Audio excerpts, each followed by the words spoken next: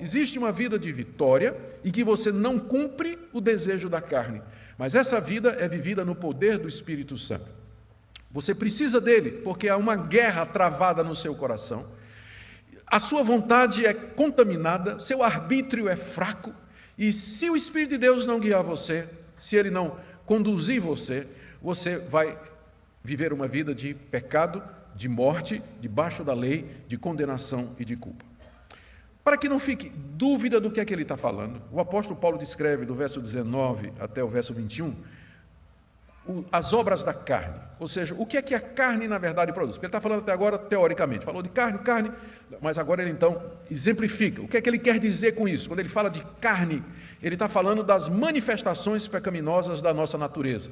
Nós temos uma natureza pecaminosa e ela se manifesta. E quando ela se manifesta, ela adquire essa conotação que está aqui nessa lista. A lista pode ser dividida em 4 categorias. Primeira, pecados de natureza sexual. Verso 19. Ora, as obras da carne são conhecidas. Paulo está dizendo, eu estou dizendo isso aqui porque eu preciso dizer, mas todo mundo sabe o que é obra da carne. Todo mundo sabe, por exemplo, que prostituição, impureza e lascívia, isso não é de Deus. Isso procede da nossa natureza pecaminosa. As primeiras obras, elas têm a ver com a sexualidade humana. Prostituição, impureza sexual e lascívia, cobiça, o desejo sexual desenfreado no tempo errado, pela pessoa errada e no modo errado. É interessante que, não só aqui, mas nas demais listas de pecados do Novo Testamento, geralmente os pecados da área sexual encabeçam. Eles vêm logo primeiro. E eu creio que a razão é que foi talvez a área mais afetada lá no Jardim do Éden, porque a primeira coisa que Deus fez depois que o primeiro casal caiu foi cobri-los, porque eles tinham vergonha de si mesmos, já apontando para o terrível estrago que o pecado faria na área sexual. Estas coisas são conhecidas, não adianta, não tem justificativa para elas. Prostituição, impureza, lascívia, e a gente pode botar aqui fornicação, adultério, todos os pecados na área sexual. É sobejamente conhecido que isso não procede de Deus e que isso é fruto da nossa natureza caída, por mais que a cultura queira dizer, por mais que a sociedade queira dizer que isso é uma coisa normal, que é natural você viver indo para a cama com seu namorado, ficar com seu namorado, trair sua mulher, trair seu esposo, ficar vendo pornografia, a homossexualidade, a prática da homoafetividade. Por mais que a sociedade queira dizer isso, a Bíblia vai continuar dizendo isso é obra da carne, isso é resultado da natureza decaída do homem, isso é conhecido. O pessoal é que tenta fechar os olhos, tenta fazer de conta que não é, tenta dizer que não é, mas a verdade de Deus permanece e tem esse fundamento. Isso é obra da carne. Elas são conhecidas, todo mundo sabe disso. O que existe é uma sociedade que quer cauterizar a consciência e quer poder praticar essas coisas com a consciência tranquila. Mas enquanto a palavra de Deus prevalecer e a verdade existir, isso aqui tem que ser chamado pelo nome que é.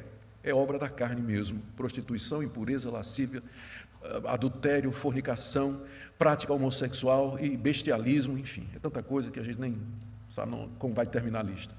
A segunda parte da lista é composta de pecados de natureza religiosa, idolatria e feitiçaria.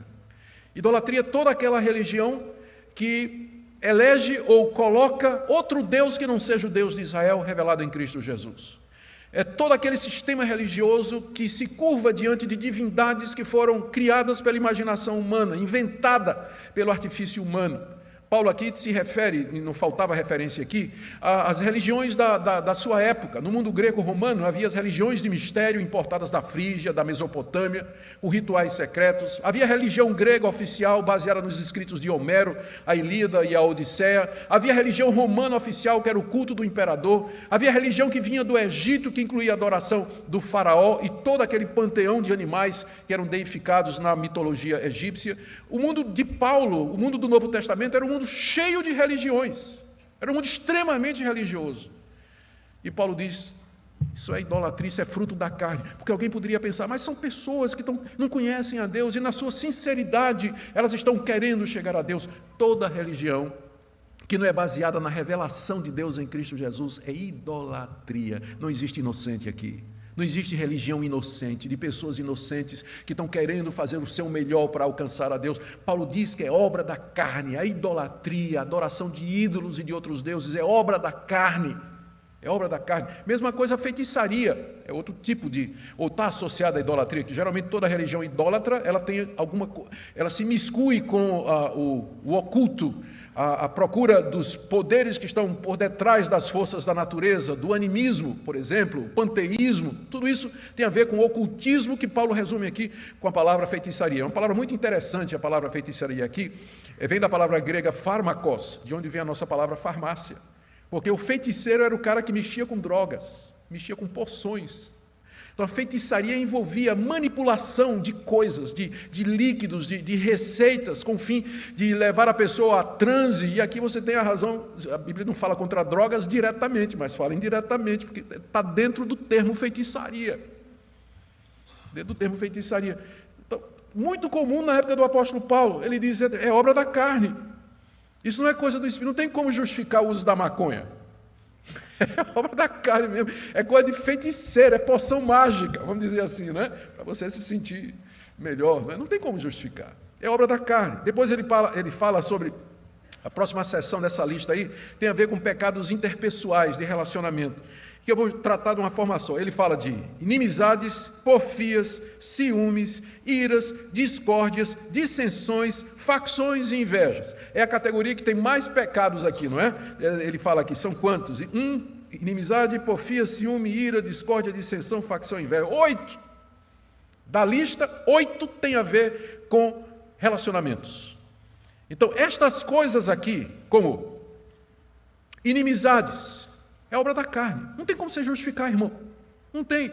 Não, eu sou inimigo dele porque ele me fez mal. Não quero nem falar com ele. Deletei do meu Facebook, bloqueei o cara. Tá. Bom, tem uns cabeça de vento imbecis que a gente tem que bloquear mesmo, não tem jeito. Mas eu quis só dar um exemplo de que você não tem como justificar a inimizade com o irmão em Cristo Jesus, pelo menos, ou com outras pessoas.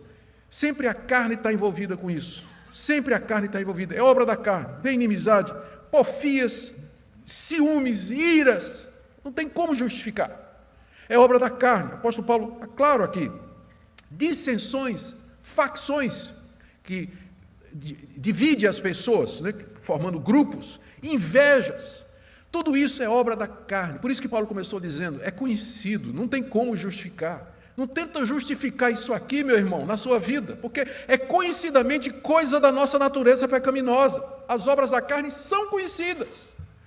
Aquelas de natureza sexual, de natureza religiosa, de natureza interpessoal, e aquelas que têm que ver com minha própria vida, o domínio de mim mesmo, que são os dois últimos, bebedices e glutonarias. A embriaguez, a falta de domínio próprio de pessoas que abusam do álcool ou de qualquer outro tipo de substância.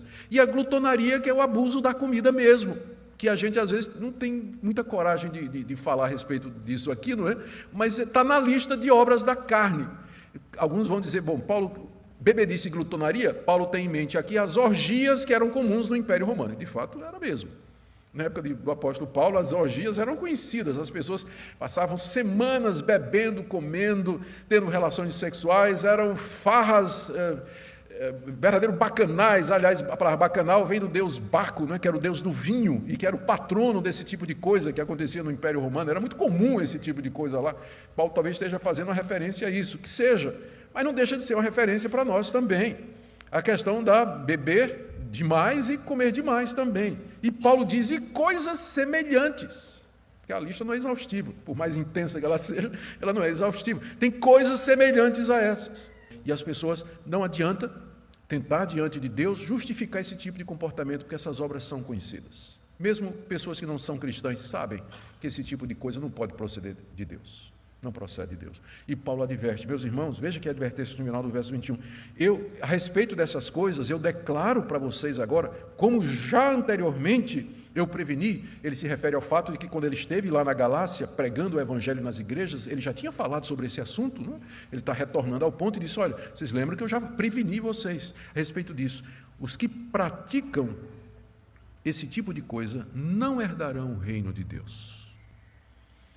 Quem vive na prática dessas coisas não herdará o reino de Deus. Por quê? Porque está evidente de que ele não foi regenerado. Está evidente que ele está tentando se justificar por méritos. Está evidente que ele pensa que o caminho da salvação é pela lei. Ele não conheceu a graça, ele não conheceu Jesus Cristo. E o resultado é que estas coisas se manifestam na vida dele e ele não tem poder para controlar isso. Ele pode ter capa de religioso, usar paletó e gravata, usos e costumes, Bíblia embaixo do braço, não perde um culto. Mas é essa a natureza dele. Ele pratica estas coisas, umas em maior escala do que outras, outras mais intensamente do que outras, mas ele vive na prática dessas coisas. Note bem, o crente verdadeiro, eventualmente ele pode cair numa dessas coisas, mas como eu disse, é um pneu em 5.000 quilômetros. O que não é de Deus, ele vive na prática disso. Ele não consegue vencer isso. Mesmo que ele tenha consciência, ele não consegue subjugar isso, mas estas coisas caracterizam a sua vida, prática delas. E aqui está um bom teste que você pode fazer a respeito da sua segurança de salvação ou da sua expectativa e esperança de que após a morte você vai ser recebido por Deus nos céus. Você vive na prática dessas coisas. Eu não estou perguntando se você algum dia não cometeu alguma dessas coisas, mas a minha pergunta é se você é dominado por essas coisas, se estas coisas têm um domínio sobre a sua vida, porque se tiver, então acendeu a luz vermelha, meu irmão. E aí você deve examinar a sua vida e deve prestar atenção, porque os sintomas e os sinais aqui, de acordo com o que Paulo está dizendo, é de que você está naquela categoria de pessoas que vivem na carne, debaixo da lei, e que não herdarão o reino de Deus, não entrarão naquele reino eterno que o Senhor Jesus nos conquistou pela sua morte e ressurreição.